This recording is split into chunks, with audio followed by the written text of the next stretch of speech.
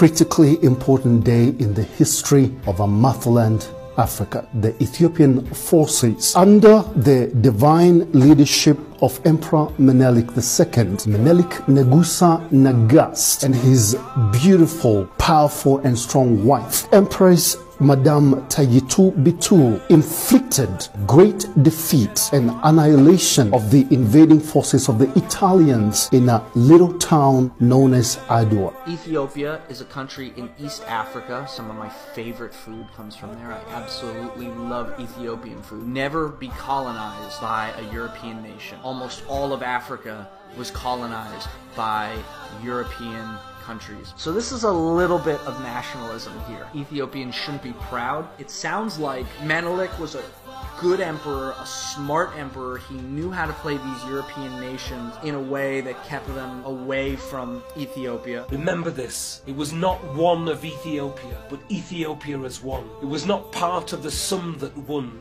but part of everyone. It was not the heart on its own, but its veins that pumped on. How the story washed across the continent, the enslaved, flooded with the story of Adwa in a whispered tidal wave. I really want to let the world know and experience and learn about Ethiopia and our rich history. At the Battle of Adwa. This was the address by Emperor Menelik II on the eve of the famous battle to his nation. This is actually a real-life story of a Black Pantheress, Empress Tayitu Bitu, and her husband, Emperor Menelik II, who was a Black Panther. Because the two of them commanded an army that defeated the Italian army. 2,000 Italian soldiers were captured by Emperor Menelik and other great Ethiopian generals. How many of you even knew about this story? This is a real-life Wakanda defending its independence and its riches in Africa. Once Emperor Menelik got to know all this, what really the case was, he assembled his troops and basically they had a big battle of Adwa where they won against the Italian army and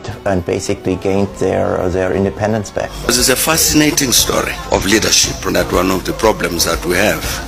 Weakness of leadership on the continent. As the world watched, the supposedly primitive Ethiopians were able to repel a modern European army. This defeat was grave and humiliating, and many were puzzled as to how it could have occurred. Something that had never happened before happened in Africa, where a country actually defeated a Western power. It was how Menelik II, the emperor in that country, outsmarted the Italians, with a combination of wisdom, army strategy, using the weapons of the West against the West, It was such a glorious victory. Today, all of Ethiopia is going crazy about this. Today, Ethiopia is like, they don't believe they're Africans. They believe they're Ethiopians. It's just the pride that comes with that. For me, it's four big things, right?